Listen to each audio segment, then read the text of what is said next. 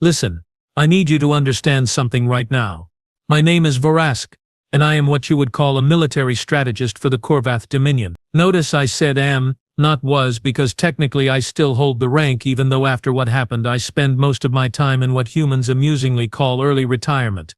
But we are getting ahead of ourselves here. For 1,000 years, 1,000 actual rotations around our respective stars, the galaxy had been at peace, real peace. The kind where you do not even bother updating your weapon systems because, honestly, who needs them? The Treaty of Andros Prime had held for so long that most species had converted their warships into cargo vessels. We had forgotten what conflict even looked like. And then, because apparently the universe has a sense of humor darker than a collapsed star, the Velcris Imperium decided to break that peace. Now the Velcris are exactly what you would expect from a species that evolved on a high-gravity world with minimal sunlight. Big, scary-looking, covered in natural armor plating and perpetually angry about something. Their leader, Supreme Commander Throck, had been making noise for about 50 cycles regarding territorial expansion. Most of us ignored him. I mean, what was he going to do? Start a war? Spoiler alert. Yes. He was going to do exactly that. The Velcris hit 3 colony worlds in the outer rim within a single planetary rotation. Boom, boom, boom. Just like that. They were not particularly sophisticated about it either. No subtlety.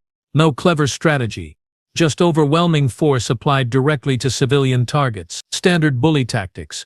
Really, the Galactic Council convened in emergency session, which if you have never experienced one, imagine several hundred species all trying to talk at once while simultaneously pretending they cannot hear each other. It is exactly as productive as it sounds. We must respond with overwhelming force. That was Ambassador Threen, a Quilxian whose species had not seen combat in 600 years. We should attempt diplomatic channels first. That was Counselor Morvan, a Drelkith who, fun fact, did not actually have a military. And then there was me, sitting in the strategic planning chamber, watching this circus unfold on the view screens and thinking, well, we are absolutely doomed. You see, here is what 1,000 years of peace does to a civilization. It makes you soft. Really, really soft. Our military forces were basically security personnel with fancy titles. Our weapons were museum pieces. Our tactical databases were so outdated they still referenced species that had gone extinct 400 years ago. But the Velcris, oh, they had been preparing. While the rest of us were enjoying our peace dividend, they had been building, training, stockpiling. Throck was not an idiot, just profoundly violent, which is actually worse. The council debated for 3 days. 3 entire days while colony worlds burned. Finally, someone, I honestly cannot remember who, suggested bringing in the humans. The chamber went silent. Completely, utterly silent. You have to understand, humans were the newcomers to our little galactic community. They had been part of the Galactic Council for maybe 200 years, which in cosmic terms is basically yesterday. They were pleasant enough, oddly enthusiastic about everything, and they made excellent trade partners. But militarily, nobody really knew. See, humans had joined the Galactic Council right at the tail end of some internal conflict they had been having. They never talked about it much. When asked about their military capabilities, their representative, a woman named Director Maya Torres, would smile pleasantly and say something vague about adequate defensive measures. We had all assumed that meant they had a small peacekeeping force. Maybe some orbital defense platforms, standard stuff. We were so incredibly, hilariously wrong. Director Torres arrived at the emergency session within hours of being summoned. She walked into that council chamber wearing a simple dark suit, carrying a datapad, and looking like she had just come from a particularly boring meeting about tax codes. "You called?" she said, and I swear there was something in her voice, something amused, that should have warned us. Supreme Arbiter Kelvin, a Thornian who took himself far too seriously, straightened all 4 of his spinal columns and declared, "The Velcris Imperium has broken the Treaty of Andros Prime. They have attacked civilian population. The Council requires Earth's assistance in mounting a defensive response." Torres nodded slowly, tapping something on her datapad. "I see. And what assets are we talking about here? How many ships can the Council muster?" Awkward silence number 2. This was becoming a theme. Arbiter Kelvin's skin flushed purple, which in Thornian physiology indicates embarrassment. Approximately 400 vessels of various classifications, primarily repurposed civilian craft with basic armaments. 400, Torres repeated, And again that hint of amusement. Against an invasion force of what, 10,000 Velkris warships? Approximately 12,000. I interjected because someone needed to actually be honest about how badly we were losing. They have numerical superiority, technological advantage and momentum. Statistically speaking, we are looking at a 97% chance of complete military collapse within 6 months. Torres looked at me then, really looked at me, and smiled. It was not a reassuring smile. It was the smile of someone who knows something you do not, and they are absolutely going to enjoy the reveal. Well then, she said, I suppose we should probably mention that Earth might be able to contribute a bit more than you were expecting. How many ships can you provide? Arbiter Kelvin asked, hope creeping into his voice. 50? 100? Torres tapped her datapad again. The Earth Defense Force currently maintains an active fleet of approximately 15,000 warships across various weight classes. We can have 5,000 deployed to the conflict zone within 72 hours. The remaining forces will maintain defensive positions around allied worlds and critical infrastructure. You could have heard a molecule moving in that chamber. 15,000. Counselor Morvan whispered. That is impossible. Your planet is barely industrialized compared to core worlds. How could you possibly maintain such a fleet? Torres shrugged. Actually shrugged. Like she was discussing the weather. We have always maintained that peace is best achieved through preparedness. Also, we never really stopped building things that go boom. Old habit. Hard to break. I started laughing. I could not help it. Here we were, dozens of species with millennia of civilization, brought to the brink of extinction by our own complacency, and the relative newcomers had a fleet 3 times the size of our attackers just sitting around in case they needed it. Something funny. Strategist Verzak? Arbiter Kelvin asked coldly. Everything, I managed between laughs. Absolutely everything about this situation is hilarious. We have been sitting here for 3 days arguing about diplomatic solutions to a military problem we cannot solve, and the humans have been quietly maintaining enough firepower to glass a small galaxy. It is comedy. Dark, dark comedy. But comedy nonetheless. Torres smiled wider. We prefer to think of it as being thorough. What else? I asked, because I was genuinely curious now. What else have you been thorough about that we should know about? Director Torres pulled up a holographic display from her datapad. Numbers, specifications, classifications scrolled past faster than most species could process. I have enhanced neural processing. Comes with being a military strategist, so I actually caught most of it. And what I saw made me laugh even harder. They had carrier groups. Actual carrier groups with fighter complements in the thousands. They had siege platforms. They had something called a dreadnought that was apparently 50 kilometers long and carried enough weaponry to crack a planet's crust. They had stealth ships, bombardment vessels, troop transports designed for planetary assault, and orbital defense networks around every single human colony that would make a fortress world jealous. How? Counselor Morvan demanded. How did we not know about any of this? You never asked. Torres said simply. We submitted all required documentation to the Council. Filed every treaty compliance report, passed every inspection. You just never bothered to actually read any of it because you assumed we were like everyone else. She paused. We are not like everyone else. That was the understatement of the millennium. So there we were, watching Director Torres casually rewrite everything we thought we knew about galactic military power, when Supreme Commander Throck himself decided to join the conversation. Because of course he did. His holographic form materialized in the center of the chamber. All 2.5 meters of armored fury and barely contained rage. The Velkris do not do subtle, ever. Pathetic counsel, he growled, his translator struggling with the aggressive harmonics of his native language. You scramble like prey animals, calling for help from your pet species. It changes nothing. Our fleets advance. Your worlds will kneel or burn. Torres tilted her head studying him like he was a particularly interesting insect specimen. And you are? The silence that followed was the kind that makes your organs uncomfortable. I am Supreme Commander Throck of the Velkris Imperium. I have conquered 17 systems.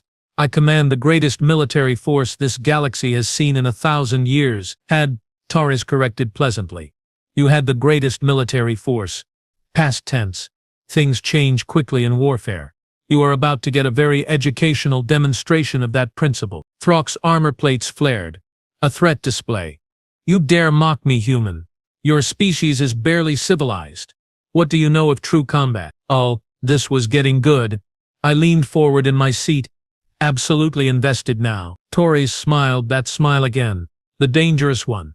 Well, Commander, since you asked, let me share some human history with you. See, about 230 years ago, right before we joined the Galactic Council, we were finishing up what we call the Consolidation Wars. 14 different nation-states, 3 off-world colonies, all fighting for resources and territory. It lasted 68 years. We lost approximately 4 billion people. The chamber went even quieter if that was possible. 4 billion of our own species, Torres continued, her voice still perfectly pleasant, killed by our own weapons, our own strategies, our own capacity for violence. And you know what we learned from that, Commander Throck? We learned that we are really terrifyingly good at killing things, so good that we scared ourselves. So when we finally achieved peace, we made a collective decision. Never again would we be unprepared. Never again would we be weak. And never ever again would we assume that peace meant safety. She tapped her datapad once more. So yes, Commander, we know a thing or two about true combat. Would you like a demonstration? Throck laughed, a sound like grinding metal. Your threats amuse me, human. I have 12,000 warships. What can you possibly do? Torres looked at her datapad. Well, according to my current tactical readouts, you actually have 11,942 warships.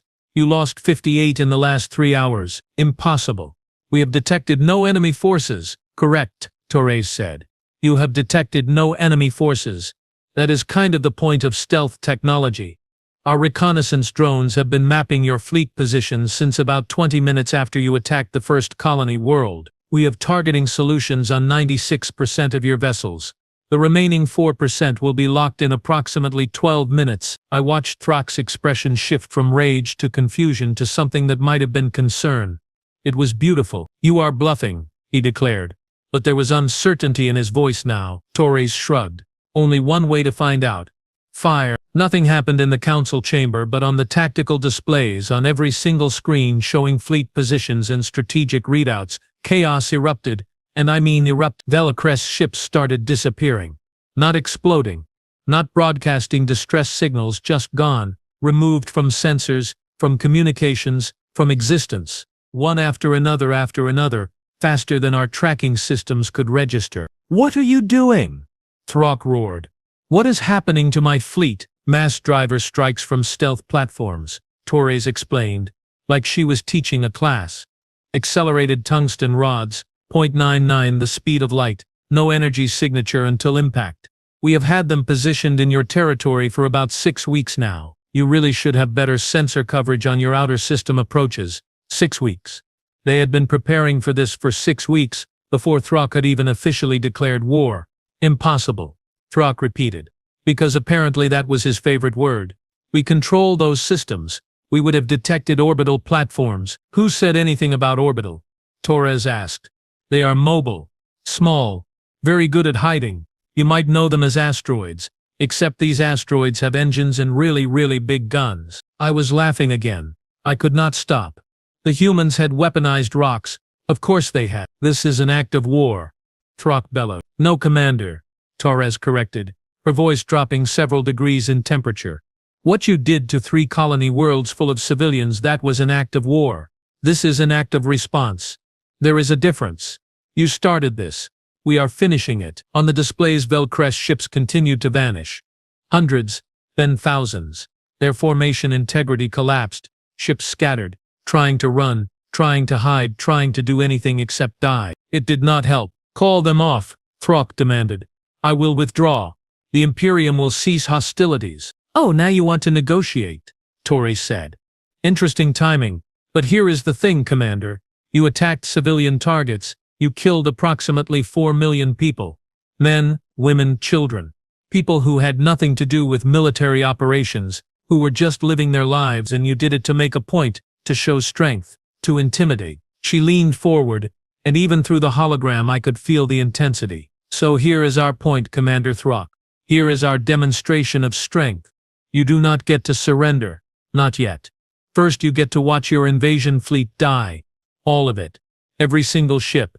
Then, and only then, will we discuss terms. This is genocide. The Council will condemn you. Arbiter Kelvin, who had been silent through all of this, finally spoke. The Council will do no such thing. You broke the treaty. You attacked first. Earth is operating within its rights to self-defense and defense of allied territories. Besides, I added because I was feeling helpful, it is not genocide if you are only destroying military targets. Those are the rules you chose to ignore when you hit civilian colonies. Funny how quickly you remember them when you are on the receiving end. The next hour was, from a purely professional standpoint, the most impressive display of coordinated military action I had ever witnessed. The humans did not just destroy the Velocris fleet, they dismantled it, surgically efficiently and with absolutely zero wasted effort. They targeted command ships first, decapitating leadership, then logistics vessels, cutting supply lines, then heavy cruisers, removing offensive capability. They worked through the Velocris formation like they were following a checklist, which, knowing humans, they probably were. And through it all, Torres stood there, watching her datapad, occasionally issuing quiet orders, completely calm. When it was over, when the last Velocris warship had been reduced to expanding clouds of debris, she looked up at Throck's hologram. Now we can discuss terms, she said. Throx said nothing. What could he say? His entire invasion force, 12,000 ships representing decades of military buildup, was gone. Erased in just over an hour by an enemy he had completely underestimated. Here are your options, Torres continued. Option 1. The Velocris Imperium surrenders unconditionally, submits to war crimes tribunals for the murder of 4 million civilians, and accepts full council oversight of your military for the next century. Option 2. We stop targeting your military and start targeting your infrastructure. Power grids, industrial facilities, agricultural centers. We let your civilian population discover exactly what you inflicted on others. You would not dare, Throck whispered. We absolutely would, Torres said. And there was no amusement in her voice now. We do not want to. We prefer option 1. But Commander, you need to understand something very clearly. Humans do not bluff. We do not threaten. We state facts and then we follow through. So choose. 10 seconds of silence. 20. 30. The Imperium surrenders, Throck finally said, and he sounded like each word was being torn from him. Smart choice, Torres acknowledged. Council forces will arrive at your homeworld within 48 hours to accept formal surrender and establish tribunals. Any resistance will be met with immediate and overwhelming force. Are we clear? Clear, Throck managed. His hologram vanished. The council chamber erupted into chaos again, but different this time. Relief, shock, awe and quite a bit of fear, all directed at the pleasant-looking human woman still standing calmly with her datapad. Arbiter Kelvin approached her slowly. Director Torres, on behalf of the Galactic Council, I offer our deepest gratitude. You have saved countless lives today. Just doing our job, Arbiter, Torres replied. Though I think we need to have a longer conversation about Council military readiness. 1,000 years of peace is wonderful, truly. But preparation for the possibility of war is what keeps the peace real. Agreed, Kelvin said. Perhaps Earth would consider taking a more active role in Council defense planning. Torres smiled. We thought you would never ask. I walked over to her as the other representatives scattered to their various emergency meetings and crisis management sessions. That was educational, I said. Which part? She asked. All of it. The stealth platforms, the mass drivers, the complete tactical superiority, the willingness to actually follow through on threats, but mostly the part where you had this entire operation planned out weeks before the war even started. Torres nodded. We saw the signs. Throck was not subtle about his intentions, so we prepared. Better to have the capability and not need it than need it and not have it. Your species is terrifying, I told her honestly. We know, she said. That is why we work very hard at being peaceful, because we are very, very aware of what we are capable of when we are not. She started walking toward the exit, then paused and looked back at me. Oh, and strategist Vorask. If you are serious about that early retirement, Earth is always looking for experienced strategic consultants. The pay is good, the work is interesting, and I promise we will keep things exciting. I laughed. Again. Because what else could I do? Let me think about it, I said. But honestly, I already knew my answer. After all, 1,000 years of peace was over, and if war was coming back to the galaxy, I wanted to be on the side with the humans, because as it turns out, the species everyone underestimated spent their entire membership in the Galactic Council quietly preparing for exactly this moment. and they were really good at it. In the comment box, please share your thoughts. Which sci-fi twist like you most in today's story? You are watching Sci-Fi HFY. Please stay tuned to my channel if you like and subscribe.